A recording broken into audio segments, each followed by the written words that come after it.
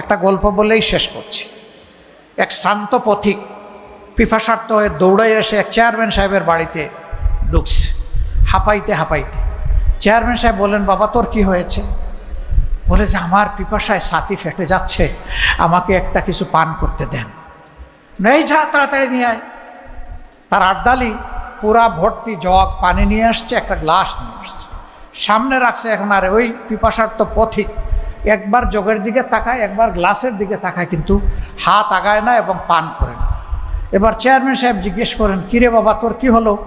এত পিপাসার্থ মনে হলো যে তুই কাত হয়ে পড়ে যাবি, এখন তোকে পানি দেওয়া হলো, গ্লাস দেওয়া হলো, তুই কেন তুলে নিচ্ছিস না? কয় স্যার এই পানি পান করার জন্য কি এখানে আসছি। কয় তাইলে কোন পানি? কয় ওই যে ইলেকশনের সময় আসছিলাম আর ফুস করা পানি একটা খাওয়াইছিলেন, ওই ফুস করা পানি পাবো না স্যার।